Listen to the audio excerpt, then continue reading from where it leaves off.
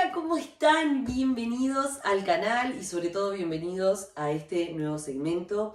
Hoy estoy muy contenta de poderles traer a esta maravilla de persona, que es una de mis personas favoritas en el mundo, que hoy nos va a hablar acerca de la importancia que tiene cuidar las infancias, cómo podemos ir corrigiendo a nuestros hijos. Bien sabrán todos los que somos papás lo difícil que justamente es poder educar, porque uno como que la única herramienta que tiene es la experiencia propia, ¿no? Entonces, me pareció sumamente valioso e importante, nos pareció a las dos en realidad, poder hacerles este video y profundizar un poco más, a ver si logramos obtener alguna otra herramienta para poder ser mejores papás y poder educar mejor a nuestros hijos, que creo que es uno de los objetivos de todos los padres. Así que bueno, ella es Daniela, es psicoterapeuta y bueno, Dani, bienvenida. Gracias, muchas gracias. Contanos un poco primero a qué es a lo que vos te dedicás, cuál es tu rama de especialidad. Bueno, mi rama de especialidad es la corriente cognitiva conductual y trabajo principalmente con niños, niñez y adolescencia y con sus familias, con su entorno, con su mamá, con su papá, con la escuela, la maestra. Ahí está, actúas como en conjunto, o sea, Sí. trabajas con todo el conjunto del entorno del niño. La red, claro, Ahí está, toda la red. La red. Sí hay otros técnicos y hay otras, por ejemplo, psiquiatra o fonoaudiólogo, psicomotricista, con cualquier persona que involucre al niño, una abuela, un abuelo.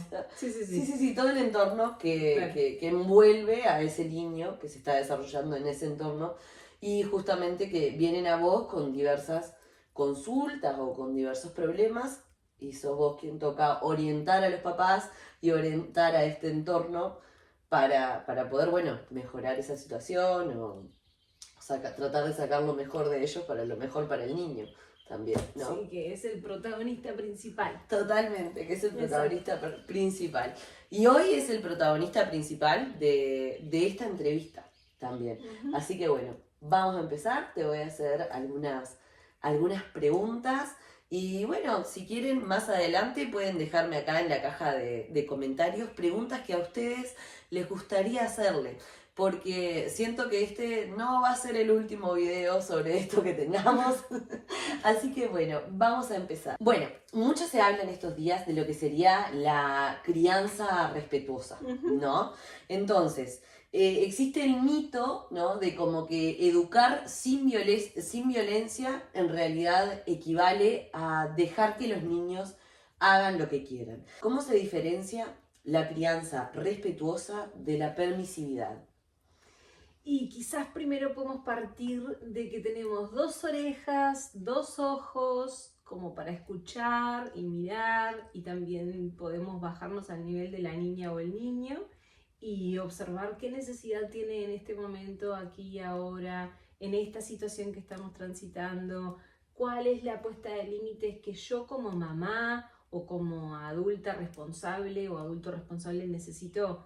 Bueno, acá un límite con este niño o niña que está quizás haciendo un berrinche, pidiendo demasiado, lo que sea. Ponemos un ejemplo de una situación. Sí, pero por ejemplo, no sé, lo que pasa con los niños más chiquitos, que por ejemplo uno les dice no y vienen y te pegan, ¿no? Esto de pegar, del manotazo, de deshinchar los pelos o de tirar algo, un juguete al suelo y romperlo, ¿no? Entonces, la reacción que una primero tiene como mamá es no hagas eso, y ya el sacudón o la cachetada o el tirón de pelo. Y eso era, claro, pero eso es lo que se estilaba antes. Sí. Y estaba perfecto, o sea, era como, estaba perfecto en el sentido de que creíamos que no va a aprender si no se lo castiga, o sea, si no se le ponen estos límites así bruscos.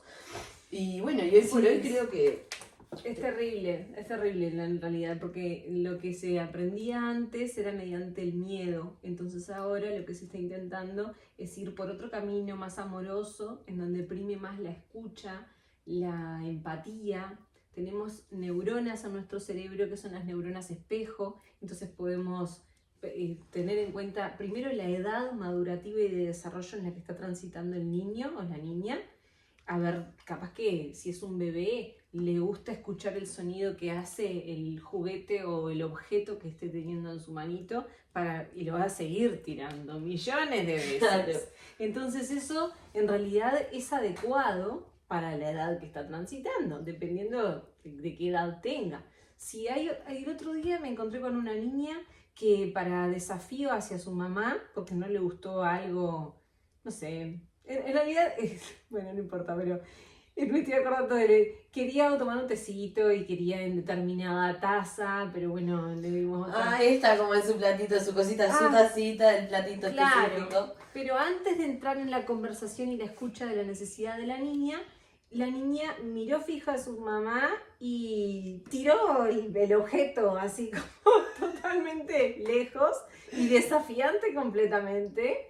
Entonces, ahí requiere una puesta de límites, obviamente, como otro millón de oportunidades en la vida que siempre que van a requerir que pongamos el límite. Y exactamente porque en realidad esa es su instancia de aprendizaje, porque la niña o el niño, hija o hijo, hacia su mamá y hacia su papá, va a querer romper fronteras constantemente, va a querer transgredir para ver hasta dónde, no me importa, voy a ir a por todo.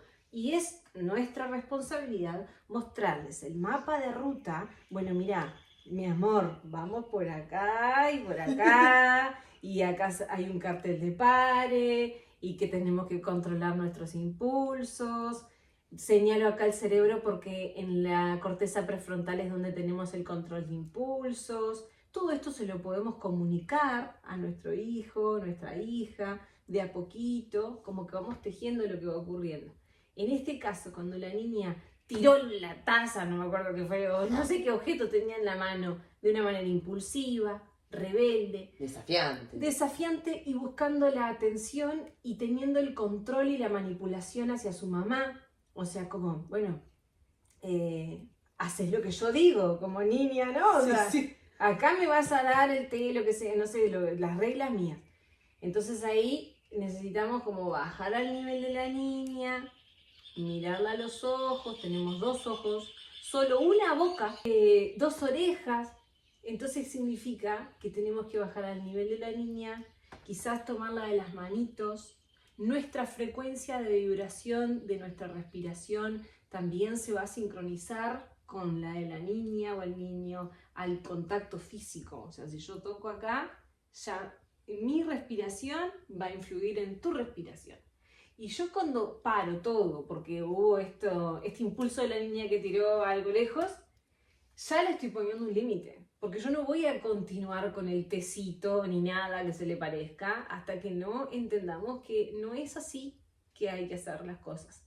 A veces es más complicado porque estamos en una reunión familiar o bueno, el niño o la niña necesita atención y hay un berrinche. Si podemos contener también desde el contacto físico, abrazando, quizás levantando, depende del tamaño del niño, y regulándolo en otro lugar en donde haya más disponibilidad para brindarle atención y no con todo el barullo de gente.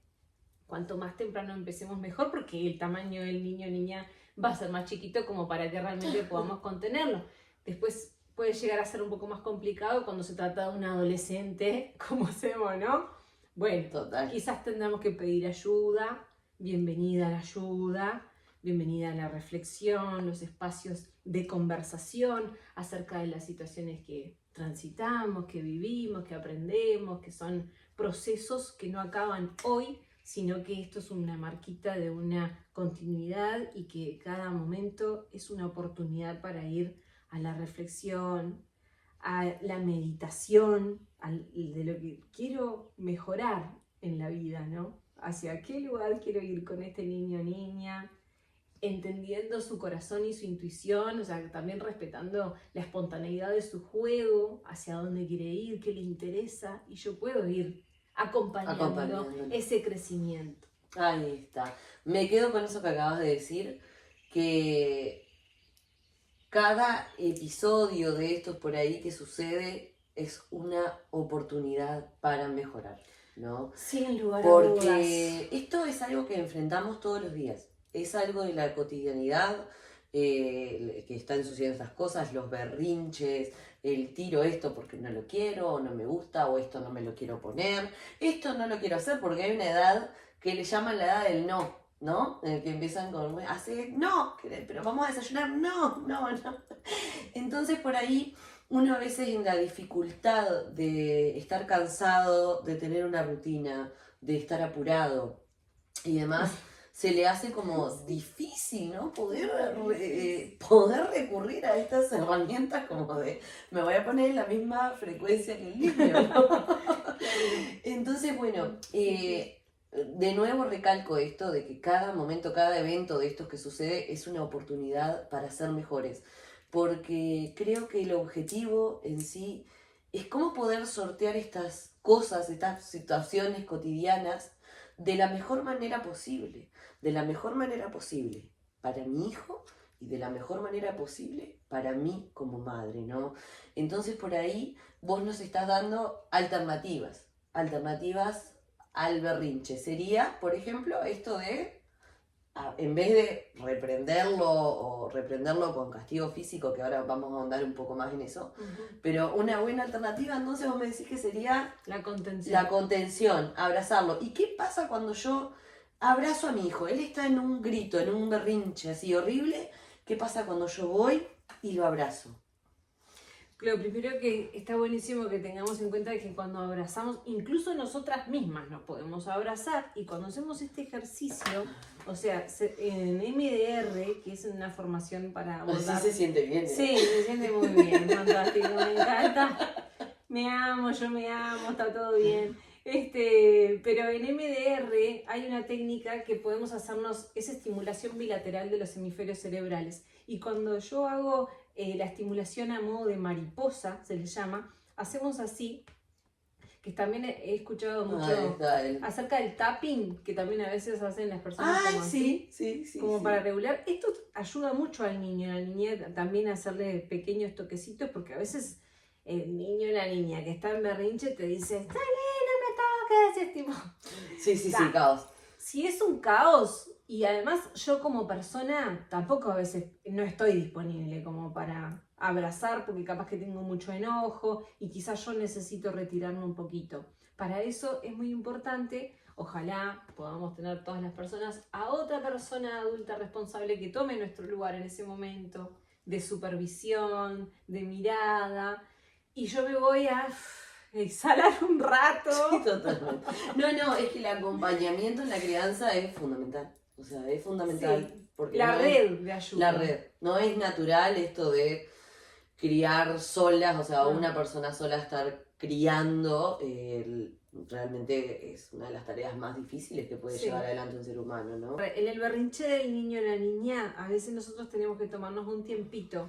Y si el niño o la niña está allí, en donde no hay riesgo de que se haga daño a sí mismos, no va a romper nada, no le va a hacer daño a otras personas, podemos permitir que mantenga su berrinche y pataleta. Claro, que transite girando ahí. Que transite en soledad, porque a ver, no deja de ser, no hay que olvidarse, por favor, de que nosotros somos muy reactivos en base a las emociones.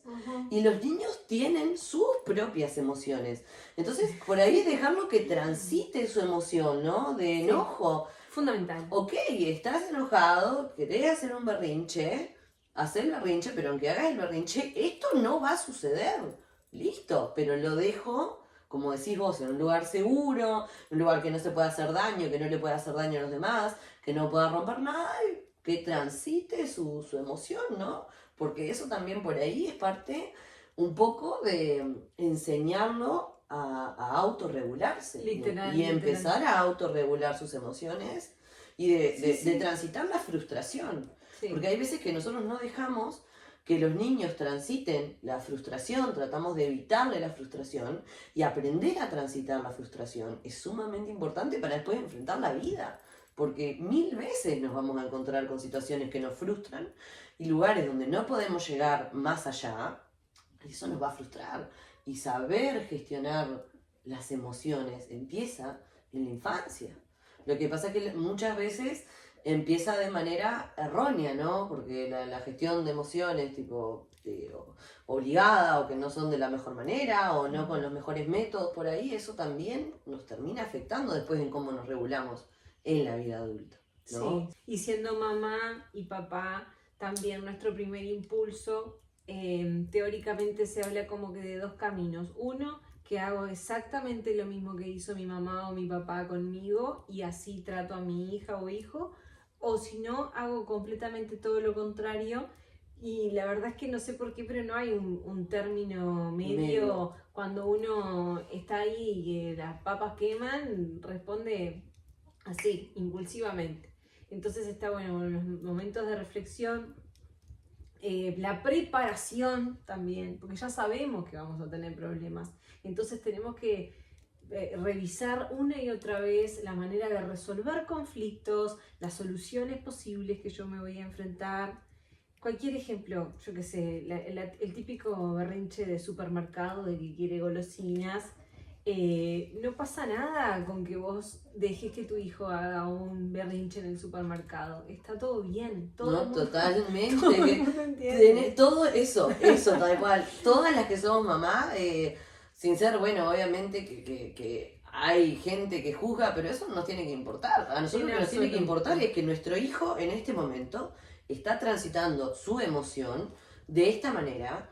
Y yo como madre tengo que ver por el bien de él. Y lo mejor para él no es que yo lo agarre arrastrando por el brazo por todo el supermercado y lo saque para afuera, por ahí, ¿no? Capaz que por ahí lo mejor para él, usted me dirá, psicóloga, psicoterapeuta, si es dejarlo en ese momento, ¿qué hacemos en ese momento? Mejor, cuénteme, ¿qué hacemos en ese momento? Bueno, una psicóloga muy divina y que se llama Pamela Cicalo, que capaz que la pueden encontrar también en YouTube en alguna entrevista o algo, me dijo una vez, bueno, ¿viste que la pata va y los patitos vienen atrás? Entonces vos, si estás en nada, me imagino una situación de supermercado, no pasa nada que vos continúes tu camino en el supermercado. Los patitos van a venir atrás. ¡Ay, qué impresionante! Ya está. Claro, sacarle como la importancia a la situación esta de berrinche y, bueno, ok, bye. ¿Dónde está el yogur? El yogur. Ya está. Claro. No pasa nada. Está todo bien que continúes con lo que tenías que hacer. En casa lo mismo. A veces como mamá o sea, muchísimas veces nos desborda. Yo soy mamá también y me pasa que, ¿cómo hago? O sea, tenés ganas de responder a lo que es el mal comportamiento molesto hacia uno, hacia una misma, cuando ella es muy irritable, el grito. Bueno, capaz que me tengo que ir todavía un poco más lejos e intentar no responder cuando nosotras estamos enojadas, porque es muy difícil estar enojado con la dosis perfecta, en la situación perfecta, con la persona perfecta. No hay chance, o sea, porque viene una emoción. La emoción viene de la etimología de la palabra motor, moción, como moverse. Entonces, cuando viene una emoción a cualquier cuerpo, no importa la edad que tengas, sos hijo, madre, no importa, es para que vos te muevas conductualmente. Mira. Las palabras son conducta, la mirada es conducta, la actitud, los gestos, cualquier acción, cualquier movimiento. Entonces, cuando hay un mal, entre comillas, mal comportamiento, que es una emoción que el niño está transitando, que quizás me molesta porque es un berrinche o un pedido, lo que sea, yo puedo elegir no actuar eso y correrme un poquito.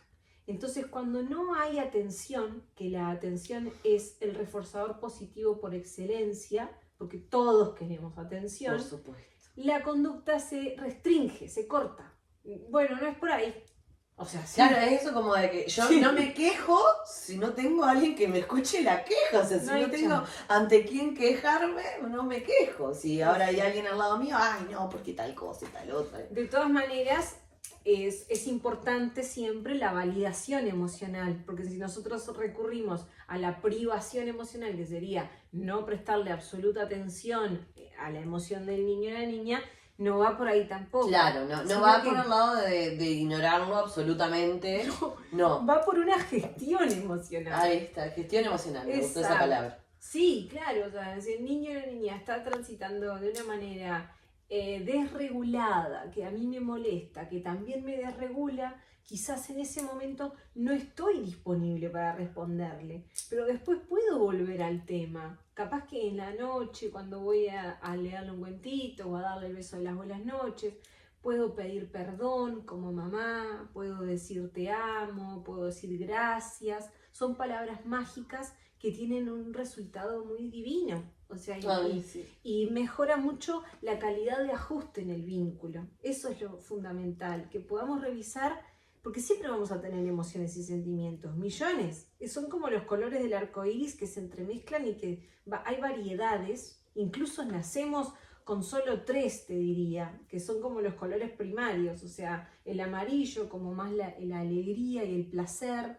Por ejemplo, cuando el bebé está tomando teta tranquilamente, ahí en placer absoluto. Después cuando está ya lejos de la mamá y tiene hambre o tiene una necesidad insatisfecha, entonces llora, se frustra. Ese sería como el enojo del color rojo, podríamos llamarle. Ahí está. Y después la tristeza de que me están realmente demorando en darme bola. Bueno, ya angustia, porque el padre no viene. Claro, ahí podemos ver el color azul, como los colores primarios. Entonces, de ahí vienen toda la variedad de colores. Y vemos que tenemos 2 de 3 que son difíciles de transitar. El enojo y la tristeza.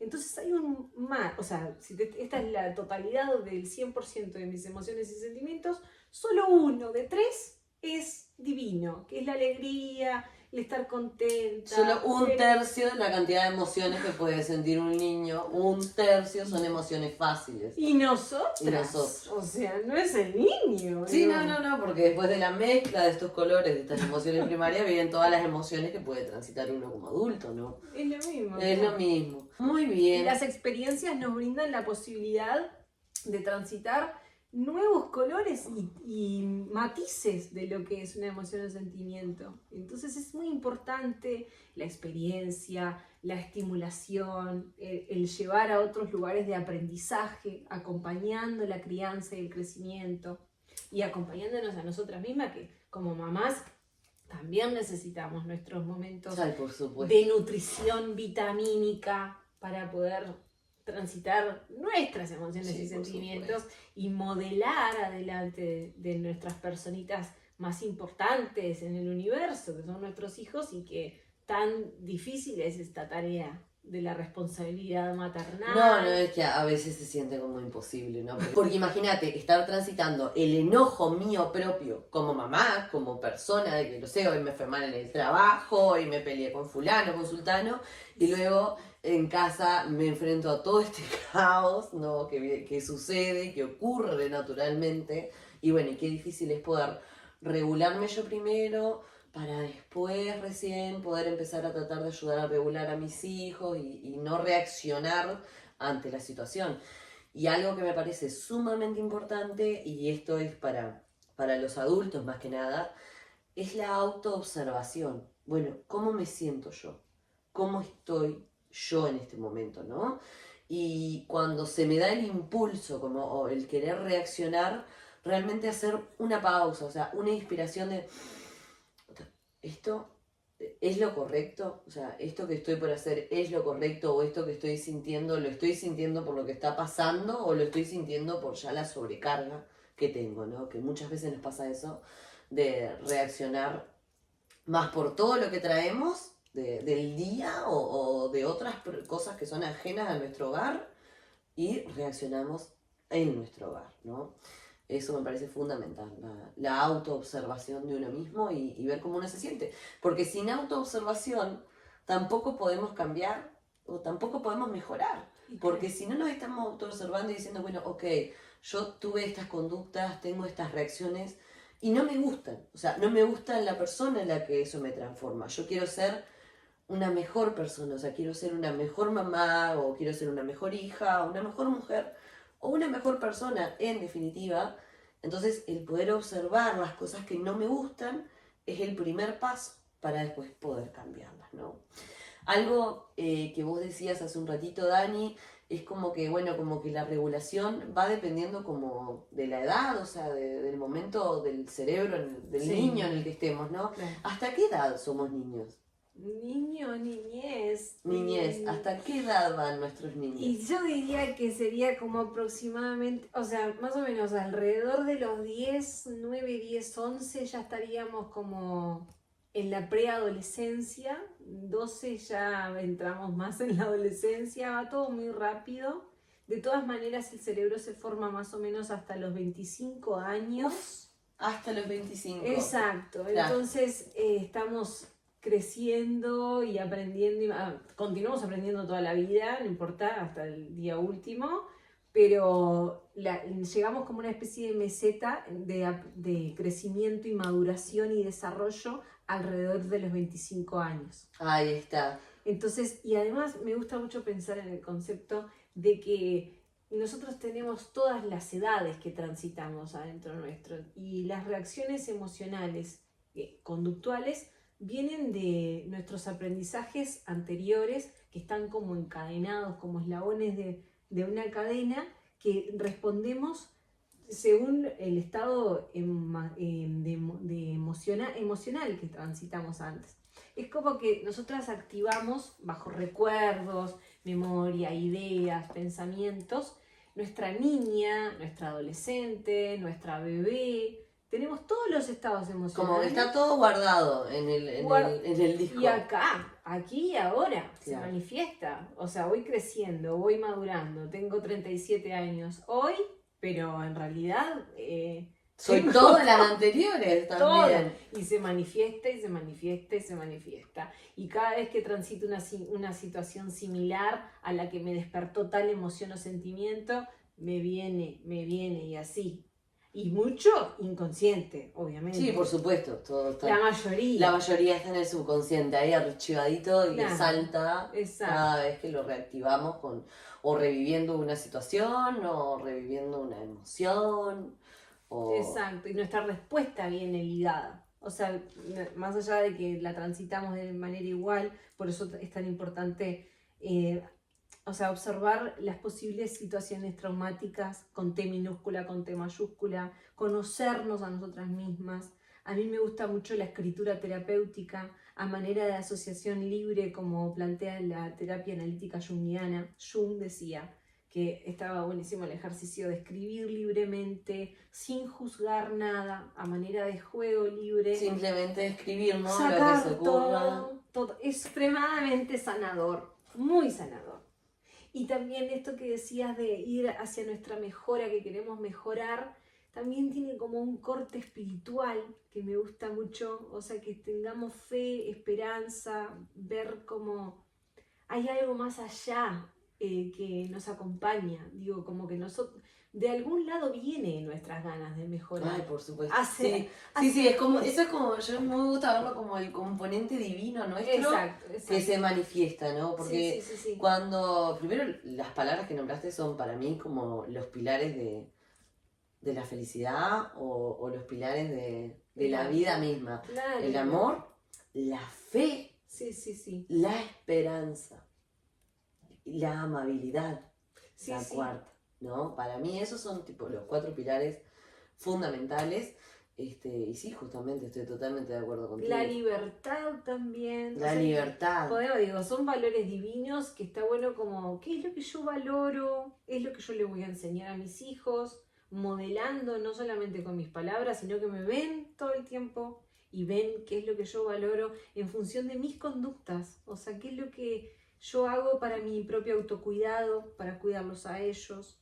Cómo es mi escala de valores en la vida cotidiana. Cómo es que yo como, cómo es que yo duermo, cómo es que yo pongo en movimiento mi cuerpo con el ejercicio físico, el deporte, la interacción social. O sea, básicamente, a través de nosotros le estamos enseñando a vivir, porque esos son los pilares de la vida, ¿no? Cómo duermo, cómo me pongo en movimiento, cómo cuido de mí misma, ¿no? O sea, a las cosas a las que yo le doy importancia, y eso mi hijo lo va a ver y lo va a imitar, porque los niños imitan, ¿no? Claro. Otra cosa fundamental que tocaste, es hablar de trauma con T minúscula, trauma con T mayúscula y cómo se nos queda como archivado en el subconsciente las situaciones, las emociones que transitamos en el pasado. Y orientado más que nada a esto, ¿no? ¿Cuál es la consecuencia? ¿Cómo queda impregnado en el cerebro de nuestros hijos la educación a través del golpe, por ejemplo, ¿no? Porque uno lo piensa y uno dice, o sea, como madre así común y corriente, te puedo decir, pero una palmada no le va a hacer nada, una cachetada no le va a hacer nada, mirá si me pega o si me insulta, si me falta el respeto, ¿no? Uno lo primero que muchas personas reaccionan es a golpear, porque a mí me tiene que respetar, porque soy la madre, a mí me respeta, ¿no? Y golpeo, porque pienso que le estoy enseñando. ¿Cuál es la consecuencia de esto? Sin importar acerca de la consecuencia legal, porque aviso, dejando de lado o sea, básicamente no es legal pegarle, sí, sí. ni siquiera ejercer, o sea, muchos aspectos que no tienen nada que ver con el golpe y que están ahí rozando, se tratan de violencia psicológica. Sí, por supuesto. Y desde el año 2004 o 2007, no me acuerdo, porque antes de ayer hablé con una futura abogada que hablamos justamente de este tema, que empezó la ley de familia, o sea, salió la ley de familia porque la Constitución es como del año 1800, pero que bueno, ahí dijo, el niño o la niña tienen derechos a ser libres y espontáneos y jugar. Por supuesto. Y no le podemos pegar a nuestros hijos. O sea, básicamente todos recibimos, lamentablemente. No, porque claro, somos la generación de la chancla voladora. Igual las anteriores son peores. Sí, total. Mucho peores. Cuando uno más atrás se da cuenta como que menos recursos emocionales habían para poder educar, y realmente la educación era una educación basada en el miedo, sí, en el castigo físico. Bueno, me obedece, mi hijo me obedece porque me tiene miedo, pero no es porque me respete o porque esté de acuerdo con mis valores y lo que yo estoy tratando de transmitirle. ¿Tá? En esa época obedecía por miedo, porque los castigos eran, ya sabemos cómo, ¿no? Entonces, bueno, hoy por hoy, que todavía puede quedar un remanente de esta educación, porque también son patrones, ¿no?, que se repiten. Así criaron a mis abuelos, así mis abuelos... Y el impulso nuestro. Y el impulso nuestro encima, ¿no? Esto fue que viene de generaciones y generaciones. Total, esto fue lo que me enseñaron y encima yo tengo un impulso natural a que si me escupe el niño, le doy un tortazo. Sí. Entonces, es algo que viene de atrás. Pero hoy por hoy, con el conocimiento que tenemos y las herramientas que tenemos, porque antes no tenían las mismas herramientas que ahora, ¿no? Entonces, por ahí no se trata de juzgar, se trata de mejorar. Y hoy tenemos las herramientas para poder ser mejores. Hoy tenemos un exceso de información. Exceso, totalmente, ¿no? Entonces, ¿cuál es la consecuencia en el cerebro en desarrollo de los niños? Vos me decís que el cerebro se desarrolla hasta los 25 años aproximadamente. Entonces, ¿qué impacto tiene? ¿Cómo esto trastoca el desarrollo cerebral del hijo? Y bueno, de manera negativa para empezar, obviamente, ¿no? Sí, no, para empezar, sí. Y además estábamos hablando de que las situaciones que transitamos son como eslabones de una cadena de aprendizaje y crecimiento y desarrollo y maduración, que afortunadamente sabemos que va hasta aproximadamente los 25 años, porque quiere decir que tenemos una larga trayectoria para adelante si somos madres, y si somos personas pensantes sin hijos, digo, bueno, hay un montón de cosas que todavía depende de la edad que tengas, ¿no? Pero digo, capaz que antes pensabas que, a los 18 ya sos adulto. No, de ninguna manera. No hay ningún adulto a los 18 años. Total. Porque tenga la posibilidad de comprar alcohol, cigarros y votar, no significa que sea adulto. No, significa por supuesto que no. Ay, no. Y elegir una carrera, por ejemplo, también. Brutal que nos hagan elegir una carrera a los 18 años, estás tipo... Bueno, pero yo entiendo que el mundo en el que vivimos es extremadamente exigente y necesitamos llevar como al mismo ritmo todo sociedad, que implica un mainstream ahí, como estar siendo parte, que es recontra exigente, y sobre todo con las tecnologías celulares, no aguantar el aburrimiento, la ansiedad masiva que hay, la soledad que tenemos también mediante los celulares, las pantallas. Sí, porque al final las pantallas, los celulares eran lo que nos iban a conectar y últimamente son la herramienta de desconexión más grande que hay, ¿no? Pero, y esto de la ansiedad, ¿no? Vos me hablas de la ansiedad generalizada. La ansiedad, en realidad, si vamos Perdón, te interrumpa. Sí. Trastorno de ansiedad generalizada es un trastorno específico. Yo no digo ansiedad generalizada, sino que es como que todos sufrimos ansiedad, porque la ansiedad tiene un componente que es saludable y que me permite moverme para yo planificar, ordenar, usar la agenda, resolver. Ahí está. Pero cuando yo tengo una ansiedad que me como las uñas, que no me aguanto, que tengo que ir a agarrar el celular para ver qué pasa, que no aguanto. Que en realidad es la ansiedad por la que pasan muchas personas. O sea, pasamos, yo ¿no? paso por ese tipo de ansiedad, Los ¿no? celulares son como una cosa que es terrible. No, y encima lo Por que yo les ejemplo. hablaba en otro video de cómo la cantidad de contenido que hablábamos contigo, que prender el informativo es una película de terror, literalmente. Bueno, últimamente el celular se ha convertido como en ese portal a la película de terror, que la película de terror pasó La tal vida cosa real. en tal país, nada más terrorífico que la vida real. Y bueno, pero esta ansiedad, ¿puede que tenga un componente que se haya desarrollado en la infancia? Por ejemplo, sí, que tengamos tendencia a ser más ansiosos. Sí, tiene un componente biológico y de temperamento, y después también el carácter que se forma la personalidad mediante también el entorno, los aprendizajes que te brinda mamá y papá y los adultos cuidadores. Porque la familia es la institución primaria para el aprendizaje y cómo se fomenta después la personalidad y qué es lo que sucede con los rasgos y características de esa personalidad. Puede ser que un niño tenga una tendencia de temperamento biológica que sea más ansioso, y puede ser también que se incremente por el entorno. Muchas veces va de la mano, porque si es biológico viene de mamá o papá, o de los dos. Y además las respuestas de mamá y papá a veces también son ansiosas, entonces el niño obviamente que se potencia no le va a quedar la conducta ansiosa. Claro. Y también está bueno tener en cuenta cómo va a ser el encuentro con los estímulos, que la toma de decisiones en la adolescencia, con el uso de drogas, o como la búsqueda de dopamina de los celulares, o cualquier otra cosa que yo quiero inmediatamente, y porque en la adolescencia tengo una red neuronal en crecimiento masivo que explota el pensamiento. Nosotros como adultos ahora no tenemos esa capacidad neuronal que sí tiene el adolescente con el razonamiento filosófico y mucho más elevado. O sea, es magnífico el adolescente, pero necesita estímulos para crecer.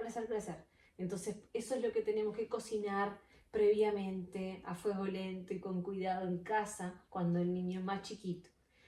Me preguntabas hace un rato acerca de la violencia física. Sí, la violencia física, no, directamente el castigo. ¿Cómo es la violencia física y este estímulo doloroso y violento y que genera miedo en el niño? O sea, qué tipo de secuelas deja en el desarrollo neuronal de ese niño, ¿no? Y la repetición, por lo menos.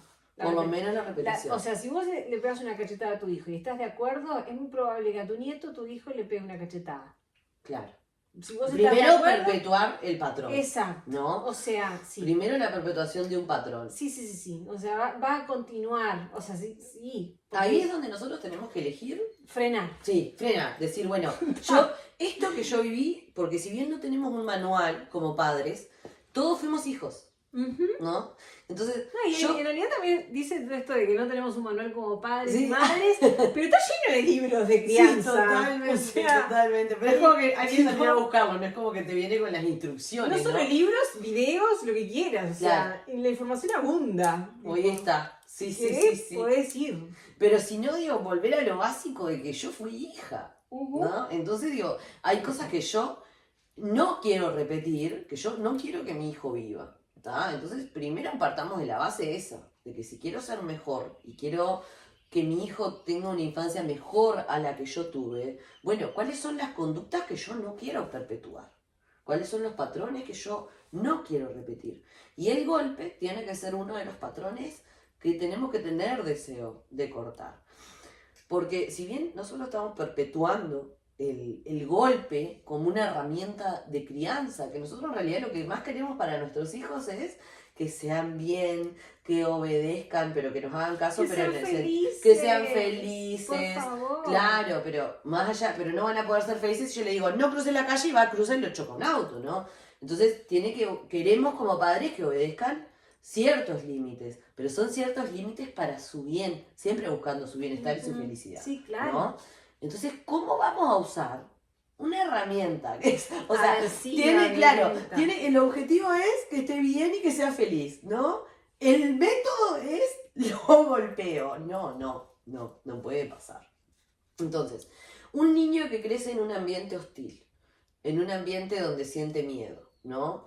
Y pongámonos a pensar en algo fundamental, que es cuando nosotros estamos golpeando a nuestro hijo, para nuestro hijo la persona que debería protegerlo, amarlo y cuidarlo, le está haciendo daño. Claro. Sí, y el niño obedece, no, como yo decía hoy, no porque crea en nuestros valores o porque entienda que realmente esa conducta no debe ser así, sino que obedece porque tiene miedo al daño que yo le pueda hacer, ¿no? ¿Cómo afecta crecer en un ambiente de miedo?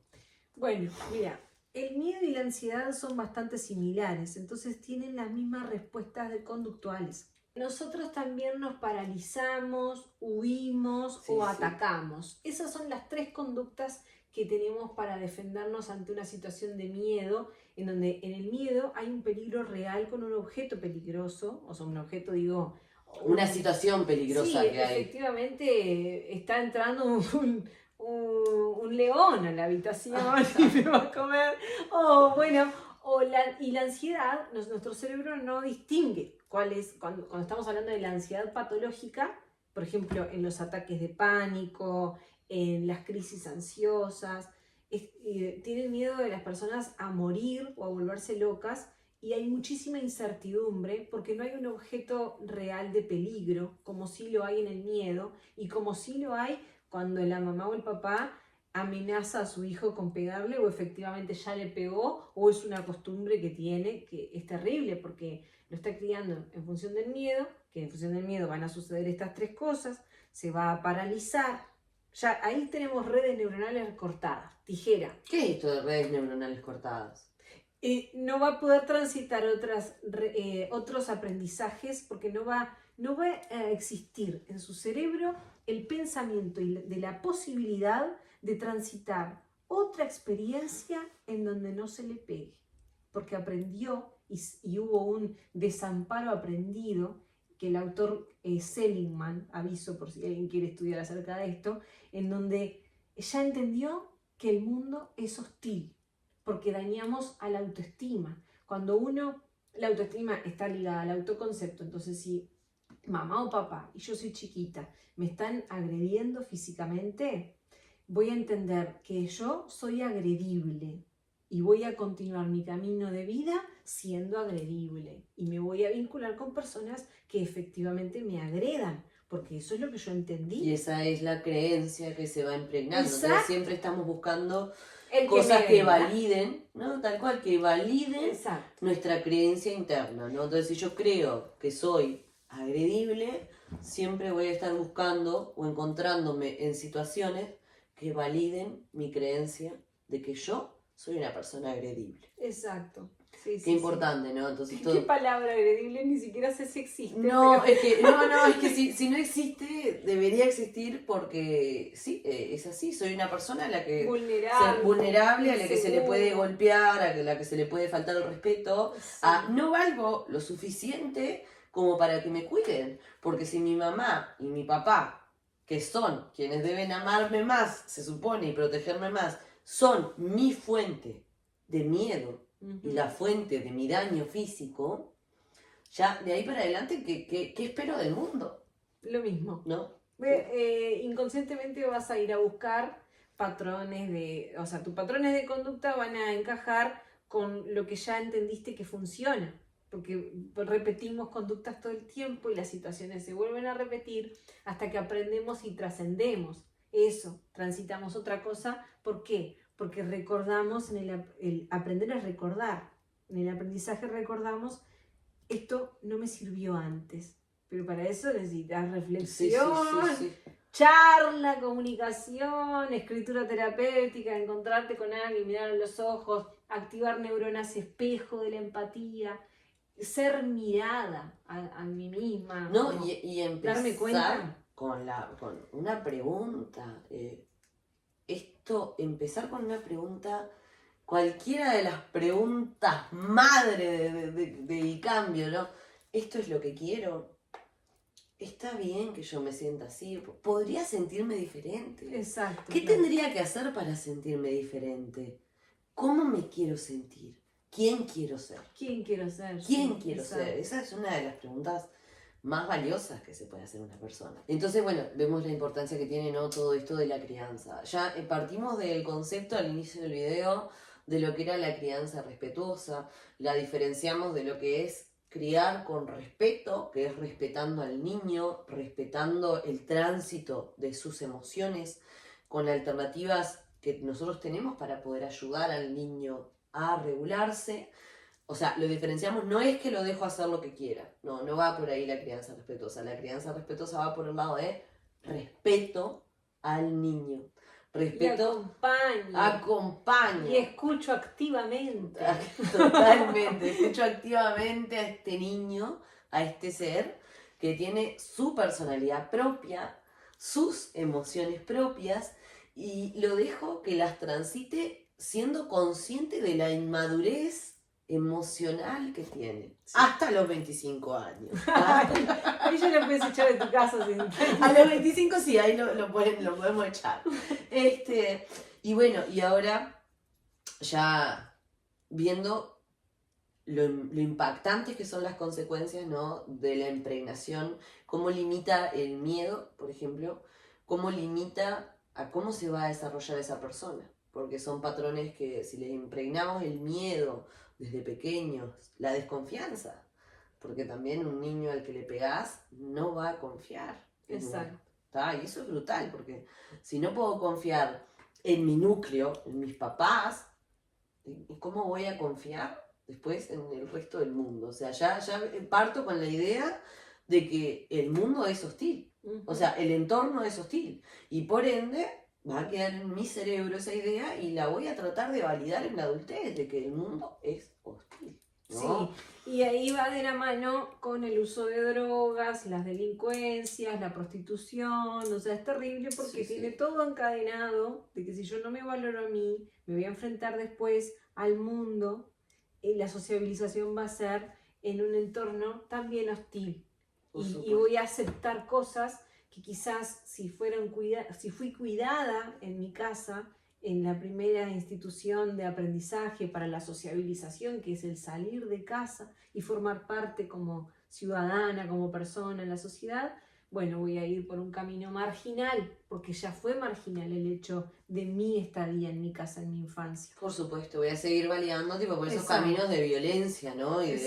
Y bueno, ni hablar, que eso queda para otro video, del impacto que tiene sobre la autoestima. Sí. Siendo que la autoestima empieza a construirse en base a la imagen que nosotros creemos que los demás tienen de nosotros. Entonces, ¿Cómo? Claro que la autoestima, en realidad, se empieza como a construir en base a lo que nosotros creemos que los demás creen de nosotros. Los demás, los demás, los cuidadores principales. Claro, si yo considero que ellos no me consideran valioso, ¿por qué yo me voy a considerar valioso? O sea, a mí me han enseñado que no tengo valor, ¿no? Entonces digo, con todas las consecuencias que una crianza violenta, y ojo, para que una crianza sea violenta no es necesariamente darle una paliza todos los días. O sea, una crianza violenta es como vos decías hoy, la violencia psicológica, violencia física, desde un cinchón de pelo hasta mandarlos a dormir sin comer, hasta encerrarlos en un cuarto a oscuras. Digo, todo eso son situaciones violentas para un niño que no es capaz de entender aún la acción-consecuencia y lo que son castigos medidos y lo que son castigos desmedidos. O sea, pueden haber, también digo, hay reguladores de la conducta, porque vos como mamá o papá, primero que están buenas las reuniones familiares, pero vos podés implementar el tiempo fuera, que es como la bien llamada penitencia, que hay dos teorías. Una, no me acuerdo de los autores, pero una es la edad del niño en minutos. O sea, si tiene 5 años, son 5 minutos que se queda sentadito lejos, tiempo fuera de la actividad que quería, del juego o lo qué que participó. interesante, nunca la he escuchado. Y después o hay otra teoría que dice, no, si tiene 5 años pueden ser 2 minutos por edad, por año de vida, entonces serían 10. Hoy en día, que está un poquito complicada la crianza en general y el hecho de criar hijos, o sea... Sí, que nunca fue fácil, ¿no? No. Yo lo implemento como más esto de 1 minuto por edad, porque 1 minuto por año de vida del niño.